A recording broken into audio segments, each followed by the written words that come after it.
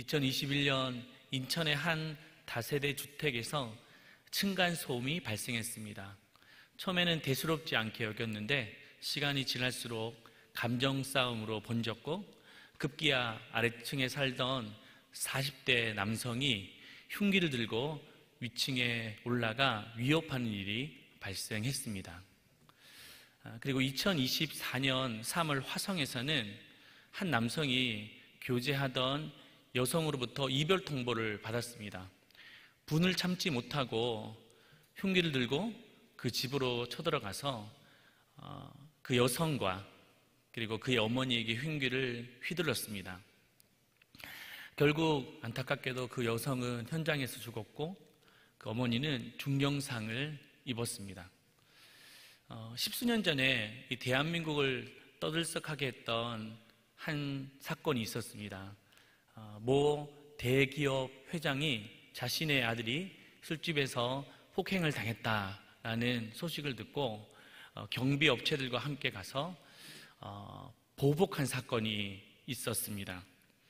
경찰 조사에 따르면 이 상대를 청계산에 올라가서 쇠파이프로 구타하고 또 폭행한 사실이 드러나면서 큰 충격을 주었습니다. 이런 일들은 특별한 사람에게만 일어나는 일이 아닙니다. 누구나 살다 보면 의도하던 그렇지 않던 누군가에게 피해를 주거나 또 입을 때가 있기 때문입니다. 그 순간 사람들의 반응은 무엇일까요? 대다수가 당한 만큼 갚아주겠다 또는 복수해야 직성이 풀린다라는 의식이 지배적입니다. 왜냐하면 인간은 보복하는 마음이 마음 뿌리 깊은 곳에 자리 잡고 있기 때문입니다. 이것은 사람의 본성입니다. 예수님의 산상수훈에서도 그런 이야기를 다루고 있는데요. 38절에 이렇게 말씀하고 있습니다. 또 눈은 눈으로 이는 이로 갚으라 하였다는 것을 너희가 들었으나, 이 말씀은 모세오경의 말씀을 인용한 것인데요. 출애굽기 21장 그리고 레위기 24장 그리고 신명기 19장의 말씀에 기록되어져 있습니다. 그중 레위기 말씀을 보시면 이렇게 소개하고 있습니다. 레위기 24장 19절에서 20절입니다. 사람이 만일 그의 이웃에게 상해를 입혔으면 그가 행한 대로 그에게 행할 것이니 상처에는 상처로 눈에는 눈으로 이에는 이로 갚을지라. 남에게 상해를 입힌 그대로 그에게 그렇게 할 것이며. 이 법을 동해보복법이라고 말합니다. 동해보복법. 같을 동 상해 해자를 써서 말 그대로 상대에게 피해를 당한 만큼 그대로 대갚아 주겠다라는 법이죠. 언뜻 보기에는 대단히 공정해 보이고 정의로워 보입니다. 그래서 1세기 유대인들이 실제로 누군가가 내 눈을 멍들게 하면 나도 상대의 눈을 멍들게 하고 또 내 이를 부러뜨리면 상대의 이를 부러뜨리는 일을 했습니다. 그러면서 이것은 마땅하다라고 자신의 행동을 정당화했습니다. 하지만 이러한 행동은 이 계명의 본래의 의도를 전혀 다르게 해석한 결과입니다. 이 말씀의 본래의 의도는 받은 만큼 보복하라라는 의미가 아니라 더 큰 상해를 막아야 된다라는 보호에 있었습니다. 보복이 아니라 보호였습니다. 왜냐하면 인간의 보복은 본능대로 가만히 두면 점점 더 커져가기 때문입니다. 처음에는 작은 상처를 입었는데 상대에게 그냥 작은 상처만 입힐까요? 그렇지 않죠. 눈을 멍들게 만듭니다. 그러면 상대는 또 어떻게 반응할까요? 나 상처 하나인데 왜 나의 눈까지 멍들게 하지? 그래서 이까지 부러뜨립니다. 이렇게 옥신각신 하다가 점점점 보복은 커져갑니다. 급기야 사람의 생명까지 앗아가는 것은 시간 문제입니다. 창세기 34장에 보면 야곱의 딸 디나가 세겜 땅에 들어가서 하몰의 아들에게 강간을 당합니다. 얼마나 끔찍한 일입니까? 그 사실을 알게 된 디나의 오빠 시몬과 레위가 쳐들어가서 분을 참지 못하고 복수를 합니다. 그런데 그 복수는 단지 하몰의 아들에게만 국한되지 않았습니다. 그 모든 족속의 남자들을 도륙하고 맙니다. 한 사람의 복수가 한 민족 전체를 죽이는 데까지 번지고 말았습니다. 그래서 하나님은 눈에는 눈, 이에는 이라는 한계선, 그 이상을 넘지 마라 라고 했던 한계선을 정했던 겁니다. 다시 말해 이 법은 받은 만큼 보복하라는 동해 보복법이 아니라 더 큰 보복을 막는 동해 보호법이었습니다. 하지만 바리새인들은 이 법의 취지를 곡해하고 자신의 유리한 쪽으로 해석했습니다. 또 이 법은 재판관이 있을 때만 행사를 해야 되는데 재판관 없이 자신의 감정을 따라 그냥 이 법에 따라서 한다라고 하면서 정당화했습니다. 그리고 일말의 죄책감도 느끼지 않았습니다. 또 이 법을 마치 무기로 사용하고 말았습니다. 그래서 예수님은 이렇게 왜곡된 동해 보복법을 바로잡고 본래의 의미를 가르쳐 주었던 겁니다. 특히 세 가지 구체적인 예를 통해서 설명하셨는데요. 첫 번째는 인격을 모독하는 사람들에 대한 반응이었습니다. 39절 말씀 같이 읽겠습니다. 누구든지 내 오른편 뺨을 치거든 왼편도 돌려대며. 유대 사회에서 사람의 얼굴, 뺨을 친다는 것은 굉장히 모욕적인 행동이었습니다. 가만히 생각해 보십시오. 오른뺨을 맞았는데 왼뺨도 돌려대라 라고 하는 것은 오른뺨을 손바닥으로 맞았는데 왼뺨을 돌려대는 것은 이제 손등으로 때려야 됩니다. 얼마나 모욕적입니까? 그런데도 예수님은 오른뺨을 맞으면 왼뺨을 돌려대라 라고 하십니다. 두 번째, 경제적인 손실을 위협하는 사람들에 대한 반응도 있습니다. 40절 말씀 같이 읽겠습니다. 또 너를 고발하여 속옷을 가지고자 하는 자에게 겉옷까지도 가지게 하며. 유대 사회에서는 채권자가 재판을 통해서 채무자의 속옷까지 압류할 수 있었습니다. 속옷은 최소한의 의복이었기 때문에 이것마저 빼앗긴다는 것은 생존의 위협을 받았습니다. 그런데 예수님은 속옷을 달라고 하면 겉옷까지 주어라 라는 말, 이것은 법이 요구하는 최소한의 것을 뛰어넘어서 경제적인 손실을 감당해야 됐습니다. 세 번째는 무리한 요구를 하는 사람들에 대한 반응입니다. 우리 같이 41절 읽겠습니다. 또 누구든지 너로 억지로 오리를 가게 하거든 그 사람과 심리를 동행하고.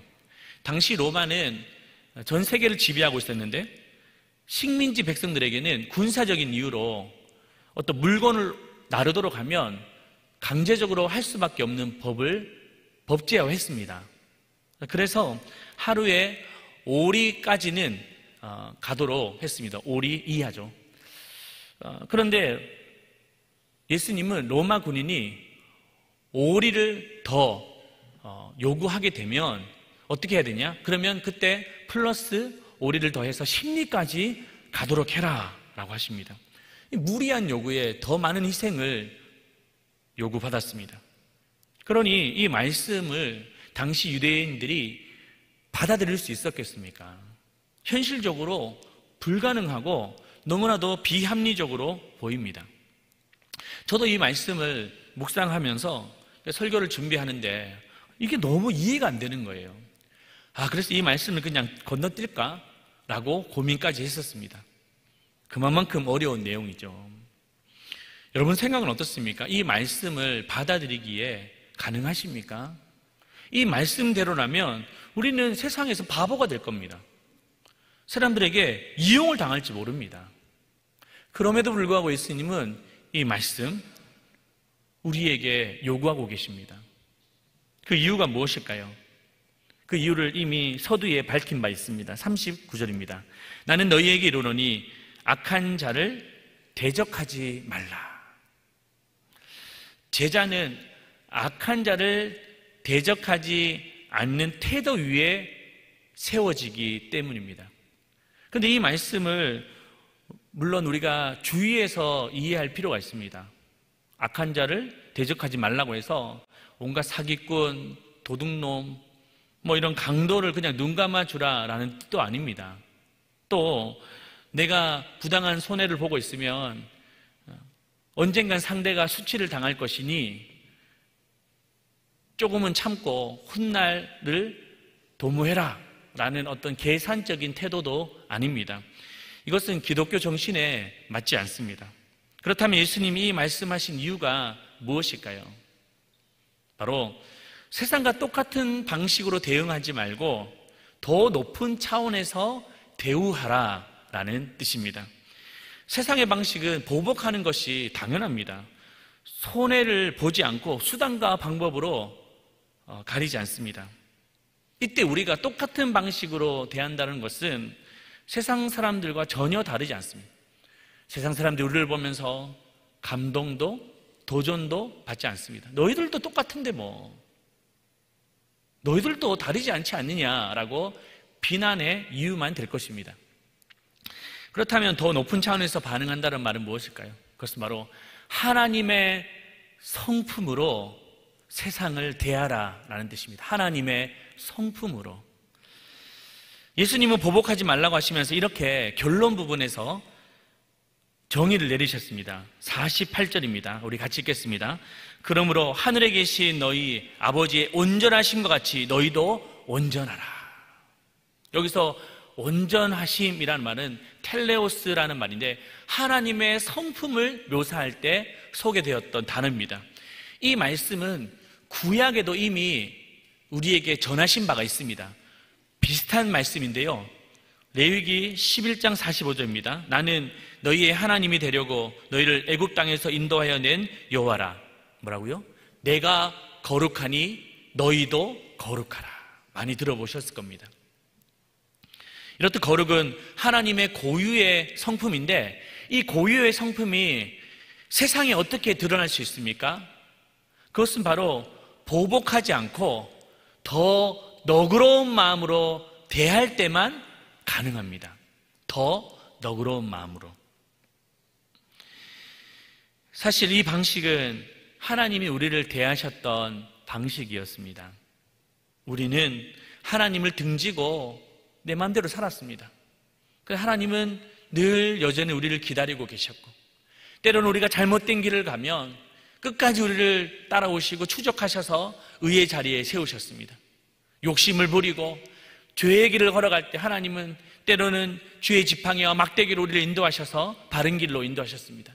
그리고 마침내 우리는 감당할 수 없는 큰 죄 앞에 예수님의 그 십자가가 우리를 살리셨고 예수 그리스도의 그 희생을 통하여 우리에게 큰 소망을, 영생의 소망을 주셨습니다. 그 은혜가 얼마나 크고 넓은지요. 그 사랑을 안다면 우리도 얼마든지 너그럽게 사람들을 대할 수 있습니다. 그것이 바로 우리의 삶의 열매이기 때문입니다. 혹시 여러분 6일 약국 갑시다라는 책을 읽어보셨습니까? 그 책을 제가 읽는데 참으로 감동이 되었습니다. 그 저자는 김성호 씨인데요. 서울대 약대를 나오고 자신의 고향 마산에 약국을 차렸습니다. 그가 운영했던 약국은 그냥 4평 남짓한 작은 약국이었습니다. 하지만 그는 크기와 상관없이 성경의 가르침대로 경영했습니다. 아버님이 목사님이셨는데요. 늘 하나님의 말씀대로 살아야 된다. 그 가르침을 받고 그는 경영 철학이 1.1 경영 철학을 가졌습니다. 1.1 경영 철학. 그는 남들이 일을 요구하면 일만 해주지 말고 일하를 더해주라 라고 하는 철학이었습니다. 환자를 대할 때 친절하게 상담해 주는 거예요. 보통 다는 아니지만 약을 처방받고 또 받으러 가면 불친절하게 알려주는 경우가 참 많아요. 근데 이분은 하나하나 친절하게 상세하게 설명해 주었다고 합니다. 또 어떤 할머니가 길을 찾고자 하면 잠시 가게 문을 걸어 잠그고 할머니가 그 목적지까지 안전하게 갈 수 있도록 발에다 드리고 돌아와서 다시 일을 하셨다고 합니다.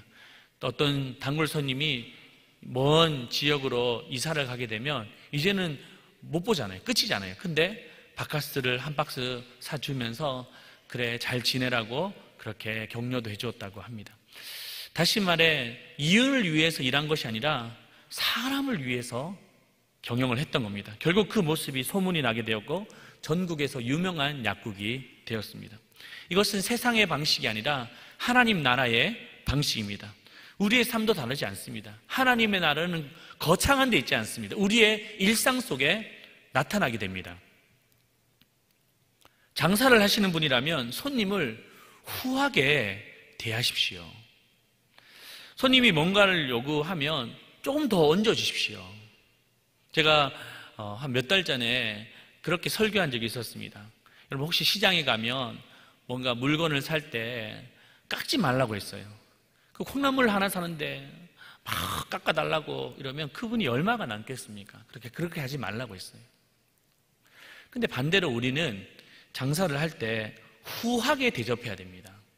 누군가가 깎아달라, 더 달라 이러면 난감해하지 마시고 더 후하게 주십시오. 그렇다고 손해보지 않습니다. 또 직장에서 후배나 신입사원이 뭔가를 좀 물어보면 그냥 알려주지 말고 좀 더 알려주십시오. 더 친절하게 알려주십시오. 또 누군가가 우리에게 상처를 입혔다면 후하게 너그럽게 용서해 주시고 용납해 주시길 바랍니다. 이것이 하나님이 원하시는 삶의 원리입니다. 그런데 예수님은 거기서 멈추지 않으셨습니다. 예수님은 단지 보복하는 것을 멈춰라, 너그럽게 대하라 라고까지만 말하지 않고 더 훨씬 높은 차원에서의 말씀을 하십니다. 44절, 45절 말씀 같이 읽겠습니다. 나는 너희에게 이르노니 너희 원수를 사랑하며 너희를 박해하는 자를 위하여 기도하라. 이같이 한즉 하늘에 계신 너희 아버지의 아들이 되리니. 원수를 사랑하고 너희를 박해하는 자를 위해서 기도까지 하라고 하십니다. 왜 그렇습니까? 그러한 모습이 하나님의 자녀임을 증명하기 때문입니다. 여러분 선을 기준으로 삼을 때 두 종류의 사람이 있습니다. 보복하지 않고 미워하지 않는 사람은 그냥 착한 사람인 거예요. 그런데 우리를 힘들게 하는 원수까지를 사랑하고 그들을 위해서 기도하는 자는 바로 하나님의 형상을 가진 사람입니다. 그냥 착한 사람이 아니라 더 나아가 하나님의 형상을 가진 사람이라는 것이죠. 세상 사람들은 자기를 잘해주는 사람에게만 선대합니다. 그러나 나를 힘들게 하는 사람들에 대해서는 미워하고 나몰라라 하죠. 하지만 하나님의 자녀, 하나님의 형상을 가진 자녀들은 우리를 힘들게 하는 사람들까지 사랑하고 기도해 줘야 됩니다. 근데 혹여나 여러분들은 하나님의 형상을 가진 사람인데도 불구하고 세상 사람들보다 더 악하게 무슨 일을 할 때든 만나고 사람들을 대할 때 용납이 없고 용서가 없이 하나하나까지 다 체크하고 따진다면 이것은 참으로 하나님의 형상을 가진 자가 아닐지 모릅니다. 그러면 우리는 단지 착한 사람이 되는 것에서 끝나는 것이 아니라 하나님의 형상을 가진 자로서 우리는 살아가야 됩니다. 예수님이 악한 우리를 똑같이 대우하셨다면 우리는 이 자리에 남을 수 있는 사람이 아무도 없습니다. 주님은 우리의 악을 악으로 갚지 않으시고 선으로 갚아주셨습니다. 그래서 우리가 이 자리에 있어요. 우리도 이제는 악을 악으로 갚지 말고 악을 선으로 갚으십시오. 그러면 그 복이 우리에게 돌아오게 됩니다. 베드로전서 3장 9절 말씀입니다. 우리 중요한 말씀입니다. 같이 읽겠습니다. 악을 악으로 욕을 욕으로 갚지 말고 도리어 복을 빌라. 이를 위하여 너희가 부르심을 받았으니 이는 복을 이어받게 하려 하심이라. 오히려 복을 빌으십시오. 그들을 위해서 기도하십시오. 그러면 그 복이 내게 이어지게 될 것이다 라고 우리에게 약속하셨습니다. 이 두 가지 얘기를 하고 이제 말씀을 정리하고자 하는데요. 우리 교회 한 집사님의 간증을 들었습니다. 그분은 늘 말씀대로 살아가려고 애쓰시는 분이십니다. 직장에서도 막 그렇게 살아가려고 애를 쓰시는 분이십니다. 그래서 웬만한 진상 손님도 다 받아주고 사랑으로 용납해 주었습니다. 그런데 어느 날 한 번은 전화가 왔는데 도가 지나치는 거예요. 여러분들도 뭐 일을 하다 보면 그런 사람 있잖아요. 완전 갑질한다 그러잖아요. 도가 지나치는 사람이 있습니다. 계속 안 되는 걸 해달라, 또 자극하고 무리한 요구를 하고. 그래서 이분도 막 참다 못해 화가 난 거예요. 그러자 이제 고객님이 뭐야 당신 윗사람 바꿔 이렇게 얘기했답니다. 그래서 이분이 이제 집사님 너무 나도 화가 나가지고 바꾸겠다고 그래서 과장님을 바꿔드렸대요. 과장님이 전화를 받고 난 뒤에 전혀 감정 변화가 없이 또 차분하게 그분을 응대하시고 침착하게 하나씩 다 설명해 주었다고 합니다. 그리고 난 뒤에 문제가 잘 풀린 거예요. 전화를 끊고 집사님이 과장님 괜찮으세요? 라고 하니까 그분이 하시는 말씀이 괜찮아, 이런 거 나 전문이야, 이렇게 얘기를 했다고 합니다. 그분도 왜 힘들지 않겠습니까? 왜 스트레스 받지 않겠습니까? 그러나 그 악을 악으로 갚지 않고 욕을 욕으로 갚지 않았던 거예요. 그래서 그 회사가 원활하게 돌아가고, 또 중요한 것은 그분이 크리스찬이래요. 크리스찬. 이것은 우리가 손해보라, 우리가 어떤 사람들과 관계 속에서 문제를 일으켜라, 그런 말이 아닌가요? 이 말씀 속에 악을 악으로 갚지 않고 욕을 욕으로 갚지 않는 많은 믿음의 사람들도 있음을 말해주고 있습니다. 최근에 제가 아는 또 한 목사님이 겪었던 일이었습니다. 자녀가 학교에서 좀 학교 폭력 같은 비슷한 일을 당하게 되었습니다.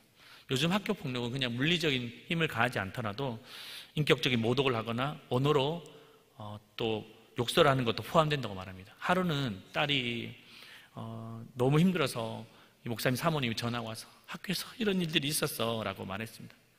사모님도 몇 번 참다 더 이상 참을 수 없어서 가해를 입힌 학생에게 가서 너 왜 자꾸 우리 딸 괴롭히니? 좀 그러지 마, 사이좋게 좀 지내 라고 이렇게 얘기를 하고 돌아왔다고 합니다. 그런데 너무 어처구니 없는 일이 벌어지고 말았습니다. 그냥 학교 폭력 차원에서 해결하려고 하지 않고 개인적으로 잘 이렇게 수습하려고 했는데 그 아이가 오히려 자신이 폭력을 당했다고 욕설을 맞고 또 학원까지 찾아왔다고 그렇게 학교에다 신고를 한 겁니다. 그래서 어쩔 수 없이 학교 폭력위원회가 열렸다고 합니다. 그래서 이분이 이제 피해자가 아니라 가해자가 된 거예요. 그래가지고 이 2달 동안 교육청에 다니고 막 이런저런 일을 이제 겪게 된 거예요. 그러면서 이제 결과를 기다려야 되는데 얼마나 마음이 속상하겠습니까? 그래서 기도해달라고 하셔가지고 간절히 저도 기도해 드렸습니다. 근데 결과가 나왔는데 너무나도 반전이었습니다. 이 일들을 조사한 결과 결국에는 그 처음에 가해를 입혔던 아이들이 너무나도 상습적으로 오랫동안 해왔던 것이 밝혀지게 되면서 그들이 피해자 신분이 아니라 가해자 신분이 되었고 결국에는 학교에서 처벌을 받게 되었다고 말합니다. 그러면서 그 목사님 사모님이 느꼈던 것은 참 공의로우신 하나님은 우리가 다 미처 못 보는 영역까지도 하나님은 보고 계시고 또 하나님의 방법 속에 그 일들을 행하시고 계신다는 것을 느꼈다고 합니다. 중요한 것은 우리는 악을 악으로 갚지 않고 그냥 기도해 주는 것뿐인 거예요. 기도해 주는 것. 원수를 위해서 기도하는 것뿐입니다. 여러분, 우리가 단지 보복하지 않는 것으로 끝나는 것이 아닙니다. 우리는 원수까지 사랑하고 또 그들을 위해서 기도하는 자리에 나가야 됩니다. 우리는 착한 사람이 아니라 하나님의 형상을 이어받은 사람이기 때문입니다. 미국의 작가이자 목회자인 위렌 위어스비라는 분이 이런 유명한 말을 남겼습니다. 하나님은 그분께 선택권을 드리는 사람에게 언제나 최고의 것을 주신다. 하나님께 맡기는 자, 하나님께 기도하는 자에게는 가장 최고의 것을 주신다라고 말씀하셨습니다. 세상 사람들과 똑같이 대한다면 우리는 세상 사람들과 전혀 다르지 않을 겁니다. 그러므로 우리는 여러분 너그럽게 사람을 좀 대하십시오. 그리고 후하게 대해 주시길 바랍니다. 그리고 한 사람을 위해서 기도해 주시길, 그 사람이 의인이든 악인이든 우리를 대적하는 자이든 그렇게 기도해 주십시오. 만약에 그 기도가 그 사람이 받을 만한 자격이 없다면, 그릇이 없다면 그 복은 우리에게 돌아오게 될 것입니다. 이것이 바로 성경의 약속이자 원칙입니다. 여러분, 이 말씀을 우리가 기억하면서 악을 악으로 갚지 말고 욕을 욕으로 갚지 말고 우리가 선으로 갚아서 그 선의 열매가 맺혀지기를 주님의 이름으로 축복합니다.